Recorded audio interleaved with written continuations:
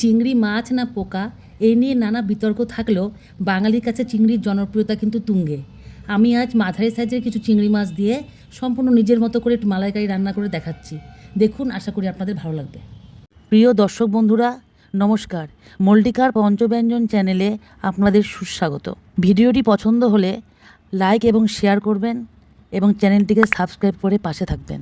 চিংড়ির মালাইকারি রান্না করার জন্য প্রথমে আমরা কড়াইটা উনুনে বসিয়ে দিলাম। এবার দেখুন বন্ধুরা, এই চিংড়ির মালাইকারিটা তৈরি করার জন্য আমি কি কি উপকরণগুলো আজকে রেডি করে নিয়েছি আপনাদের একটু দেখিয়ে দিচ্ছি। প্রথমে আমি নিয়েছি চিংড়ি মাছ, যেটা আমি কেটে ভালো করে ধুয়ে বাটিতে রেখে দিয়েছি। তারপরে দেখুন নারকেলের দুধ, যেটা এর মধ্যে অবশ্যই লাগবে। প্রথমে নারকেলটা কুড়িয়ে নিয়ে তারপর সেটা মিক্সিতে ব্লেন্ড করে একটু গরম জলে ফুটিয়ে নিয়ে ছাঁকনি দিয়ে ছেঁকে দুধটা বের করে নিয়েছি। তারপর নিয়েছি কাঁচা লঙ্কা বাটা, তারপরে নিয়েছি সামান্য পোস্ত আর সর্ষে বাটা, তারপরে নিয়েছি একটু কাজু কিশমিশ বাটা, সামান্য একটু পেঁয়াজ আমি কুড়িয়ে নিয়েছি, তারপর নিয়েছি কাঁচা লঙ্কা এবং ফোড়নের জন্য গোটা গরম মশলা, তারপর রান্নার অবশ্য উপকরণ হিসাবে সর্ষের তেল, সামান্য চিনি এবং ঘি আর লবণ তো রয়েছে, এছাড়াও রয়েছে হলুদ এবং সামান্য লঙ্কার গুঁড়ো। এবার দেখুন বন্ধুরা, আমি রান্নাটা শুরু করছি। প্রথমেই আমরা কড়াইতে দিয়ে দেবো একটু গরম হওয়ার জন্য সর্ষের তেল। প্রথমেই আমি চিংড়ি মাছটা ভেজে নেওয়ার মতো সামান্য তেল দিচ্ছি, পরে প্রয়োজন মতো আরও তেল আমি যোগ করব। এবার কড়াইয়ে গায়ে তেলটা ভালো করে লাগিয়ে নিচ্ছি।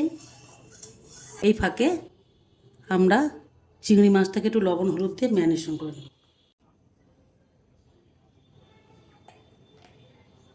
এবার দিয়ে দিচ্ছি সামান্য লবণ। এবার ভালো করে মাখিয়ে নেব। হয়ে গেল আমাদের হলুদ লবণ দিয়ে ভালো করে চিংড়ি মাছটা ম্যারিনেশন করে নেওয়া। তেলটা গরম হয়ে গেছে। এখন আমি আস্তে আস্তে মাছগুলো খুব হালকা করে ভেজে নেব, কারণ আপনারা সবাই জানেন চিংড়ি মাছটা বেশিক্ষণ ভাজলে কিন্তু খুব শক্ত হয়ে যায়, সেই চিংড়ির স্বাদটা আর পাওয়া যায় না। তাই খুব হালকা করে আমরা ভেজে নেব।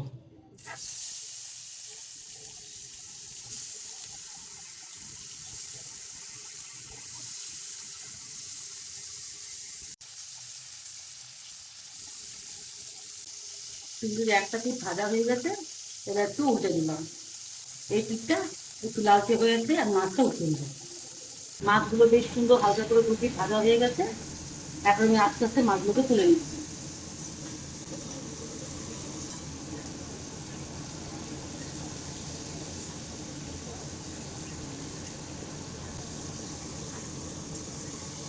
বাকি মাছগুলো ভেজে নেওয়ার জন্য কড়াইতে আমি আর একটু তেল দিয়ে দিচ্ছি।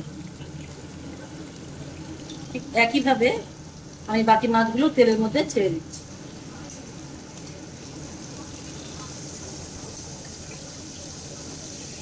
অপেক্ষা করব একটা পিঠ হালকা লাল মতো ভাজা হয়ে যাওয়ার জন্য, তারপর আবার যথারীতি উল্টে দেবো।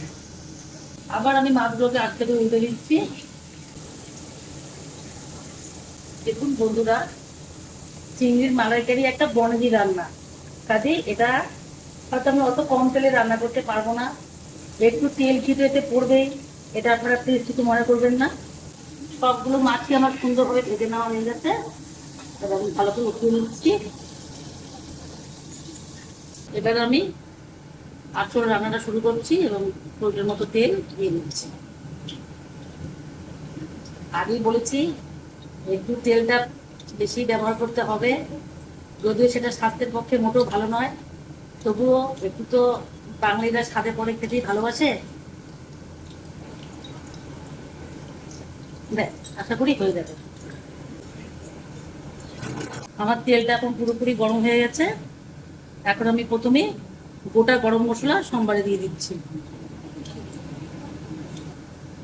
একটু অপেক্ষা করব তেলের মধ্যে গরম মশলার গন্ধটা ভালো করে ছড়িয়ে পড়ার জন্য।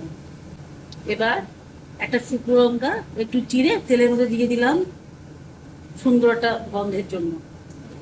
এবার আমি আগের থেকে কুচিয়ে রাখা সামান্য একটু পেঁয়াজ বাটা তেলের মধ্যে দিয়ে দিলাম।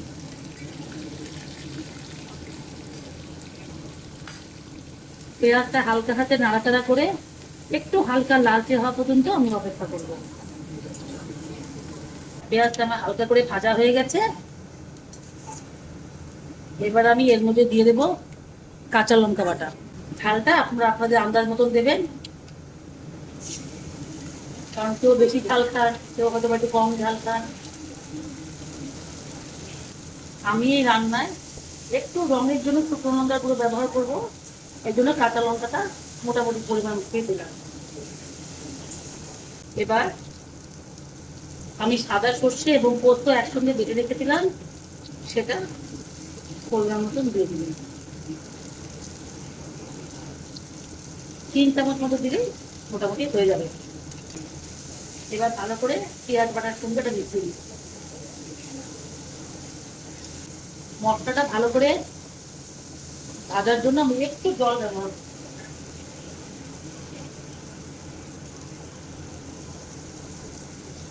এতে মশলাটা নিচে লেগে যাবে না।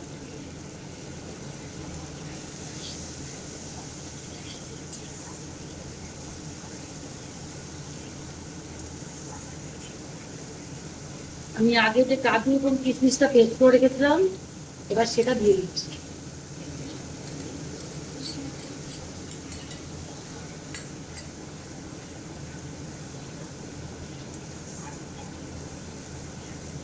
এবার দিচ্ছি একটু লাল লঙ্কার গুঁড়ো, এতে ঝালটাও একটু বাড়বে, রংটাও একটু ভালো হবে।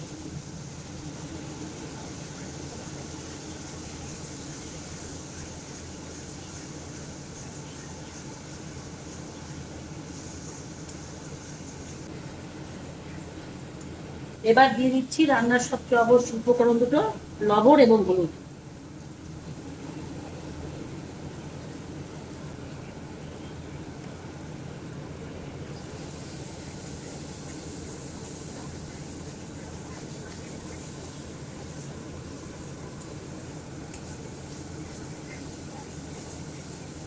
আমরা যেসব রান্নায় একটু ঘি ব্যবহার করি, সাধারণত রান্নাটা হয়ে যাওয়ার পরে একটু ঘি ছড়িয়ে দিই, কিন্তু আমি চিংড়ি মালাইকারি করার ক্ষেত্রে এই মশলাটা যখন ভাজি তখন সামান্য ঘি ব্যবহার করি, এতে চমৎকার একটা গন্ধ বের হয়।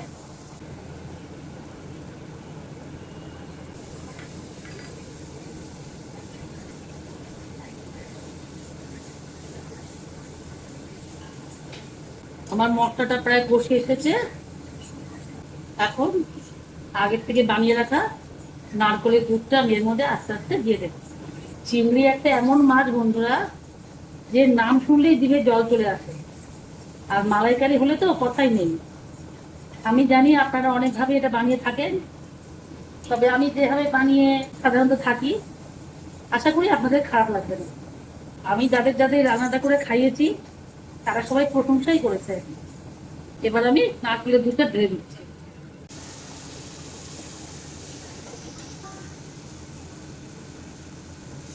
এর সঙ্গে একটু জল দিয়ে দিচ্ছি, বাটিটা ধুয়ে একটু জল দিয়ে দিচ্ছি।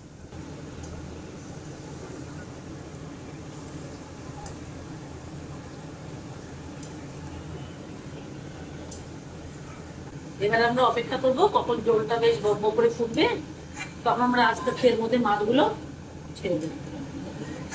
কয়েকটা গোটা কাঁচা লঙ্কা আমরা এরপর ছড়িয়ে দিচ্ছি, কেননা আমরা বাঙালিরা তো কাঁচা লঙ্কা ছাড়া খেতেই পারি না, তাই না?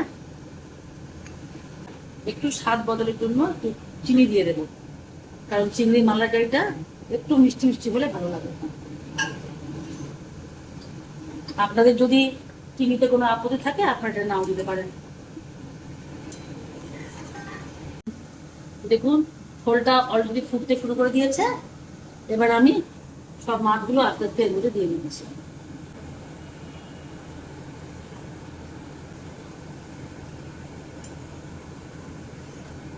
রান্নাটা প্রায় হয়ে এসেছে, এর মধ্যে আর কোনো উপকরণ আমার দেওয়ার নেই। এবার আমি সুন্দর করে এটা প্লেটে ঢেলে নেব, তারপরে এটা সাজিয়ে আপনাদের আমি দেখাচ্ছি। চিংড়ির মালাইকারি একদম তৈরি। এটা শুধু ভাত নয়, পোলাওয়ের সাথেও অসাধারণ লাগবে খেতে। যদি ভিডিওটি আপনাদের ভালো লেগে থাকে অবশ্যই কমেন্ট করে আমাকে উৎসাহিত করবেন। ধন্যবাদ।